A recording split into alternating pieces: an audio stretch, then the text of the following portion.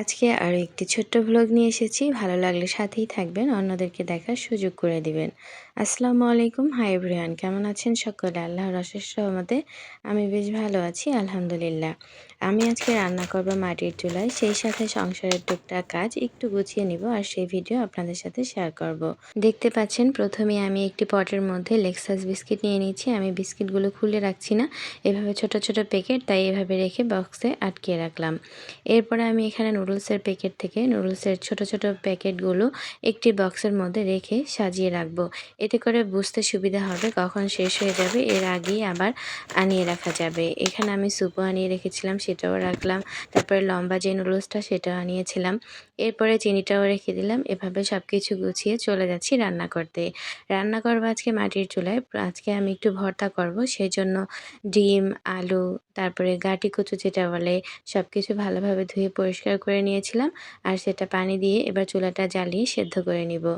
আগেই ভাতটা রান্না করেছিলাম আর ভাতটা এখন আমি ঠিকা দিয়ে রেখেছিলাম, সে ভাতটা এখন বলে নিয়ে নিলাম। এই যে আলুগুলো আমার সেদ্ধ হয়ে গেছে, এখন চুলা থেকে নামিয়ে নিব।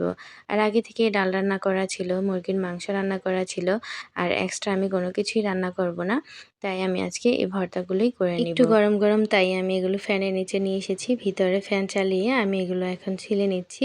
একটু গরম গরম থাকা অবস্থায় যেহেতু এই কাজগুলো করতে হবে, না হয় কিন্তু পরে আলু শক্ত হয়ে যায়। এটা হয়তো সবাই কম বেশি জানেন।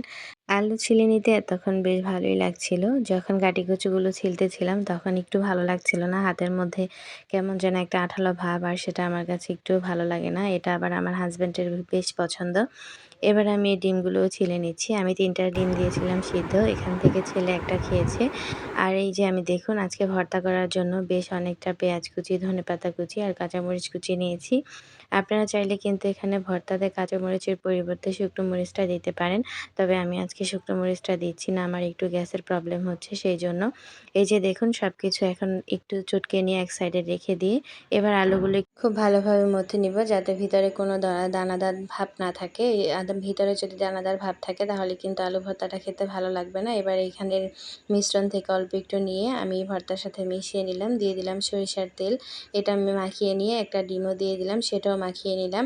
মাখানো হয়ে গেছে। এই যে দেখুন, আমার ভর্তাটা একদম রেডি। এবার আমি গাঁটি কচুটাকেও ভর্তা করে নিব। এখান থেকে মিশ্রণ নিয়ে গাঁটি কচুটাকে এভাবে একটু ডলে ভর্তা করে নিব, আর একটু সরিষার তেল দিয়ে মাখিয়ে নিলে আমার এই ভর্তাটাও কিন্তু রেডি হয়ে গেছে। দেখছেন, খুব সহজেই তৈরি করে নিলাম। আজকের ভিডিও আর বড় করছি না, বিদায় নিচ্ছি। সকলে ভালো থাকবেন, আল্লাহ হাফেজ।